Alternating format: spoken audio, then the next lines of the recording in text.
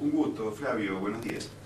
Bueno, en principio, ¿cómo empezaste esta semana después de la conferencia que estuvieron ofreciendo aquí en Miguel Calderón 186 el día sábado? Mirá, muy satisfecho y te diría que seguro con lo decidido. Uno a veces toma decisiones muy apresuradas, otras veces los corren los tiempos, pero realmente tengo la certeza que lo que hicimos dentro del Frente Progresista fue lo correcto. Existe un conglomerado de partidos, que está el socialismo, el GEN, Libres del Sur, y ahora la incorporación de Coalición Cívica, y lo único que hemos dejado para que lo decidan entre ellos es la UCR, que bueno, con dos listas aparentemente para la interna del 11 de agosto, esas internas que son las primarias abiertas, simultáneas y obligatorias, nos creía lo más conveniente, lo más atinado que ellos diriman su cuestión por su lado. Tuvieron finalmente charlas con la UCR, pero que no llegaron a buen puerto. Mirá, fueron extraoficiales, un poco el planteo de ellos era que había que seguir charlando para ver cómo se iba avanzando en esto y viendo un poco, ya te digo, la situación interna de ellos. Lo más atinado nos pareció no inmiscuirnos en cuestiones internas y tomar rápidamente una decisión que a mí me parece muy buena, porque una lista encabezada por el GEN, en mi caso, con el acompañamiento de Laura Fernández Cañone como segunda candidata a concejal, Tate Gesualdo tercero, cuarto Julio Leidy, primera consejera escolar Blanca Godoy, que ya incluso había sido candidata en las anteriores elecciones de 2011 por la Coalición Cívica. Me parece que es un lindo equipo como para salir a la cancha, en términos futboleros, ya que seguimos con la misma temática de lo que venían hablando los columnistas. Hay una parte en la conferencia que a mí me quedó y me la anoté, es que vos decís que hay que abuenarse. Sí, incluso lo dije cuando vine en anterior oportunidad acá. Creo que la sociedad tiene que buscar canales de diálogos, lugares y ámbitos donde se produzcan las reuniones, donde estén no solamente los dirigentes políticos, sino los dirigentes sectoriales. En estos momentos, tanto el sector agrícola ganadero como los sectores de las economías regionales tienen múltiples problemas, producto de la falta de diálogo y producto también de una falta de políticas respecto del gobierno para cada uno de esos sectores. Yo creo que esto es producto de haber creado una estrategia que por ahí en términos políticos o en términos marketineros sirve. Los que están conmigo, todos los que están en contra de mí, ni diálogo. Y bueno, creo que todo esto llega a su fin y que realmente hay que preparar a la sociedad, no para una revancha, sino para una instancia superior a la que hemos vivido, a la que estamos viviendo, donde los distintos sectores de la sociedad y los distintos ciudadanos tengamos la posibilidad de dialogar y de buscar soluciones a los múltiples problemas que tenemos.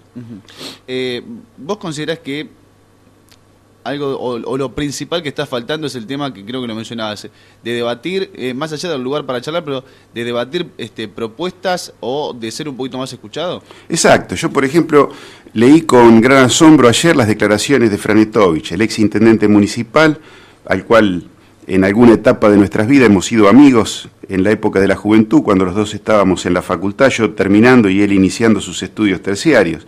Y realmente me sorprendió, me dolió, y creo que no es la forma en que un ex intendente, un actual funcionario del gobierno nacional, él está en la CNRT, pueda dirigirse como se dirigió, hablando en términos absolutamente desmedidos, para defender o para sostener una posición. Creo que el agravio no corresponde, palabras salidas absolutamente de lugar, me parece que no son las que se tienen que utilizar. Y yo no soy quien para juzgar, pero creo que Franetovich también tiene que darse cuenta que acá hay un gobierno que lleva ya 10 años y que si hay sectores como el sector ferroviario que tiene grandes déficits y grandes problemas, no es enojándose ni insultando la forma en que él tiene que proceder. Obviamente, ellos después de la tragedia de Once tomaron cartas en el asunto, pero la realidad es que durante esos 10 años otorgaron subsidios en formas indiscriminadas al grupo Cirigliano para que gerenciara los ferrocarriles, y vos fijate a dónde llega la inserción de Cirigliano en el sector ferroviario, que los propios trenes que se han ido reconstruyendo o refaccionando dependen de una empresa que también sigue siendo de Cirigliano. ¿Cómo tomaste vos esos primeros momentos de la mañana cuando se estaba anunciando este nuevo episodio del accidente de trenes? Y mira, uno a veces quiere equivocarse, aunque te parezca mentira. Los que hemos viajado innumerables veces en el tren Sarmiento sabemos lo que existía antes, que era un servicio regular, y lo que existe ahora, que es un servicio absolutamente desquiciado, y creo que justamente no es ocultando o queriendo hacer aparecer como que hay oportunistas que salen a hablar del tema justo en un momento de desgracia, como vamos a tapar el colapso del sistema ferroviario argentino. Y si lo miramos un poquito más en detalle, vamos a hablar del colapso del sistema de transporte en general, porque las rutas que tenemos, sobre todo nosotros los chivilcoyanos, para poder acceder, por ejemplo, a la capital federal, sigue siendo la vieja Ruta 5, salvo el tramo de Olivera a Mercedes. Este tipo de situaciones con 500, 400 o 600.000 autos producidos anualmente, es obvio que no puede el sistema vial argentino estar en condiciones como para absorber toda esa cantidad de vehículos que se desplazan en las rutas argentinas. Que hablas, obviamente, por parte del gobierno, de una falta de ética y de moral. No sé cómo fue la frase, pero creo que no es solamente con los hechos de corrupción donde se demuestra la ética o la moral. Muchas veces tiene que ver con los procedimientos de cómo se realizan las cosas, y por ahí esa parte que vos decís atiende a esa cuestión.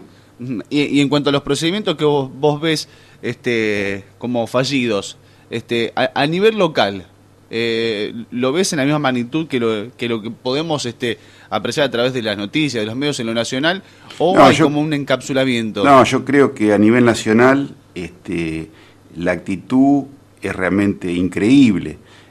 Por supuesto, a nivel local no tiene tanta trascendencia ni tiene tampoco esa magnitud. Es más, de hecho, con algunos funcionarios o con algunos miembros del oficialismo se puede dialogar o se puede charlar, pero yo lo hablo desde el punto de vista de lo que significa una política de gobierno o de lo que significa la actitud de la mayoría de ese gobierno, ¿no? Uh-huh.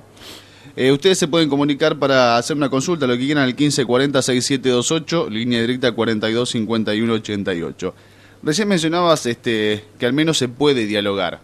Y uno de los sectores que menos diálogo tiene y que más lo está pidiendo es el sector agropecuario. Sí. ¿Qué opinión tenés respecto al sector, al gobierno y a la realidad que se está viviendo? Mira, el sector agropecuario ha sido tal vez el que más ha producido en beneficio del país desde un punto de vista económico, y el que ha sido más atacado por el gobierno en forma indiscriminada. Yo siempre digo que no es lo mismo Carlitos Sobera que Andrioli.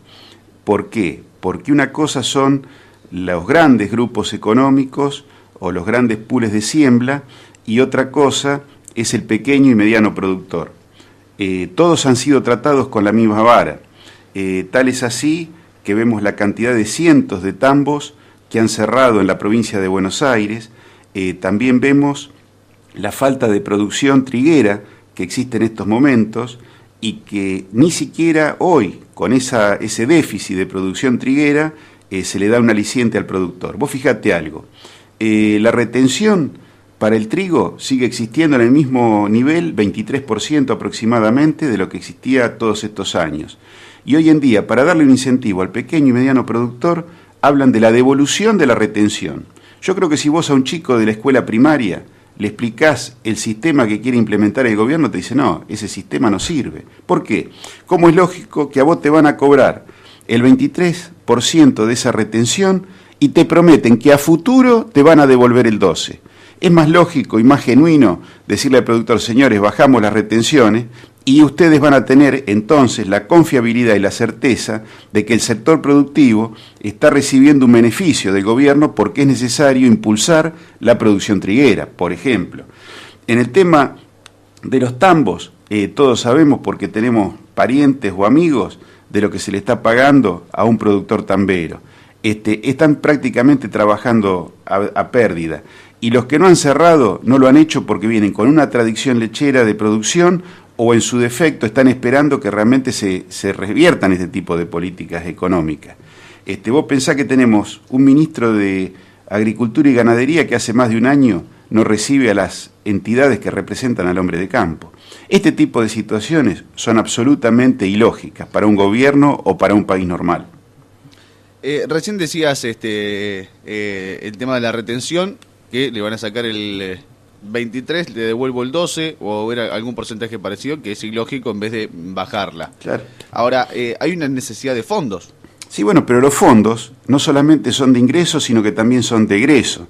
Cuando vos ves que se gasta, por ejemplo, en Aerolíneas Argentinas aproximadamente 5.000 millones de pesos de déficit anual, yo te preguntaría a vos, ¿cuántas veces viajamos en un año en avión?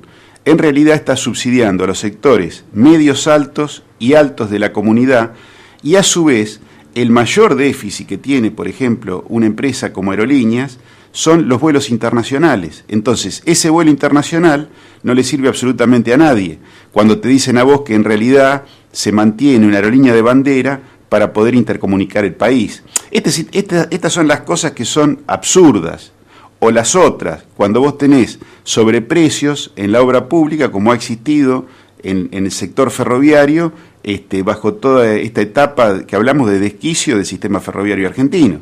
El tema de fútbol para todos, o sea, miles de millones de pesos que se gastan para la televisación deportiva, que si bien todos somos seguidores del fútbol, sabemos perfectamente que todo eso tiene una política de publicidad oficial encubierta o directa, y que cuando por ahí se quiere meter en caja a los partidos políticos de la oposición, se le establece un plazo o multas si lo hacen fuera de esa etapa electoral. Entonces, estos son los desquicios que no tienen gollete, hablando bien clarito, que lleva adelante el gobierno nacional. Hablábamos de la conferencia de prensa, del anuncio de la lista. Ahora, ¿por qué o cuál es tu intención de llegar al Consejo Deliberante? Mira, yo quiero que el Consejo Deliberante de Chivilcoy deje de ser una escribanía del Departamento Ejecutivo. Quiero que los concejales, que en realidad son los vecinos de Chivilcoy, que accedan a una banca en el Consejo Deliberante, sean la voz del vecino y no que tengan una posición meramente ideológica. Creo que uno se enriquece y uno realmente mejora como ser humano cuando acepta la opinión del otro, cuando puede intercambiar opiniones y decir, sí, la verdad, la opinión tuya o la idea tuya o el proyecto tuyo sobre este tema creo que está un poco mejor que el mío. Creo que eso habla bien del ser humano, sea quien sea. Y acá lo que les han metido en la cabeza a los representantes del Frente para la Victoria es que tienen que bajar las políticas que vienen del gobierno, hay que votar lo que se manda y no se permite una reforma de lo más mínimo porque en la imposición de nuestra idea está la fuerza. Creo que este es un error conceptual muy grande. Creo que estando en el siglo XXI lo que el país necesita son cosas como por ejemplo nos muestra nuestra República del Brasil, donde tiene comisiones de trabajo permanente, comisiones de análisis permanente sobre temas que se discuten a 10 o 20 años respecto hacia dónde tiene que ir el país. Una cosa son las posiciones ideológicas, el debate político, las diferencias políticas, y otra, los temas nacionales que nos incumben a todos. Yo creo que en este aspecto, los temas nacionales, municipales y provinciales, hay cuestiones que son cuestiones de Estado. Esas cuestiones de Estado son las que nosotros, como propuestos o como candidatos para integrar el Consejo Deliberante, queremos llevar a cabo. Alguna vez hablamos del tema del agua potable en Chivilcoy y tenemos el orgullo de haber hecho un seminario del agua potable con expositores internacionales y elevando las propuestas de solución a los funcionarios de la Municipalidad de Chivilcoy. Hemos hablado de una política de Estado contra las adicciones y estamos trabajando con especialistas en el tema porque no lo vamos a hacer desde un punto de vista electoral diciendo, bueno, acá está la propuesta porque el 11 de agosto son las elecciones y por eso queremos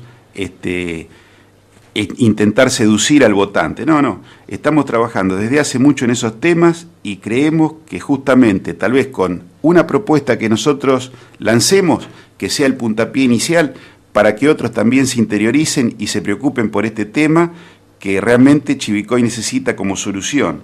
O el otro aspecto que hemos trabajado mucho, que es darle una habilitación municipal al bingo de Chivilcoy en una zona suburbana. Nosotros hemos visto muchos bingos en los distintos lugares de la provincia de Buenos Aires, y realmente tenerlo frente a la plaza principal creo que es un dolor y una situación absolutamente incómoda para cualquier vecino de Chivilcoy. Los horarios que tiene abierto, bueno, ya son absolutamente amplios. Entonces, en ese tipo de situaciones creemos que tiene que tener un acotamiento. Por estos y por muchos otros temas, creemos que es importante que el oficialismo deje de tener los 2/3 y que realmente el Consejo Deliberante de Chivilcoy tenga la representación de lo que es la sociedad chivilcoyana. Una multiplicidad, un mosaico ideológico que obviamente lo vemos en las calles, pero que muchas veces, si tomamos solamente la elección última, sabemos que hay muchos componentes que exceden la cuestión local, que llevaron a ese logro tan importante, que obviamente lo reconocemos y en su momento lo dijimos, fue el triunfo de Pitelli con un 63% aproximadamente de los votos. Yo creo que el Consejo Deliberante hoy tiene que tener una representación genuina de los distintos sectores políticos y sociales que tiene Chivilcoy.